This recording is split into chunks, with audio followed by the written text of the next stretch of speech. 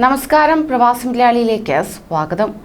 സൗദിക്ക് നേരെയുള്ള ഹൂതികളുടെ ആക്രമണം തുടരുകയാണ്. സൗദിക്ക് നേരെ കഴിഞ്ഞ ദിവസം പകൽ മാത്രം ഹൂതികൾ നടത്തിയത് 10 ഡ്രോൺ ആക്രമണങ്ങളെന്നാണ് റിപ്പോർട്ടുകൾ വ്യക്തമാക്കുന്നത്. എല്ലാ ആക്രമണങ്ങളും സൗദി സഖ്യസേന പ്രതിരോധിക്കുകയുണ്ടായി. യമനിൽ സൗദി സഖ്യസേനയുടെ സൈനിക നീക്കം ശക്തമായതോടെയാണ് ആക്രമണം തുടരുന്നത്. കഴിഞ്ഞ ഒരു മാസത്തോളമായി നിരവധി ഡ്രോൺ ആക്രമണങ്ങളാണ് യമനിലെ ഹൂതികൾ സൗദിക്ക് നേരെ നടത്തിയത്. ഇന്നലെ പകൽ മാത്രം 5 ഡ്രോൺ ആക്രമണങ്ങൾ ഉണ്ടായി. ഇതിന് പിന്നാലെ ഉച്ചയ്ക്ക് ശേഷം 5 ഡ്രോൺ ആക്രമണങ്ങളും വീണ്ടും ഉണ്ടായി. ഇവയും നിലം തൊടുന്നതിന് മുന്നേ സഖ്യസേന തകർക്കുകയായിരുന്നു. ആക്രമണത്തിന് പിന്നാലെ സുരക്ഷയുടെ ഭാഗമായി ചില വിമാനത്താവളങ്ങളിൽ സർവീസുകൾ താൽക്കാലികമായി നിർത്തിവെച്ചത് പുനരാരംഭിക്കുകയും ചെയ്തു. സ്ഫോടക വസ്തുക്കൾ നിറച്ച ഡ്രോണുകളാണ് ഹൂതികൾ അയക്കുന്നതെന്ന് സഖ്യസേന ചൂണ്ടിക്കാട്ടി.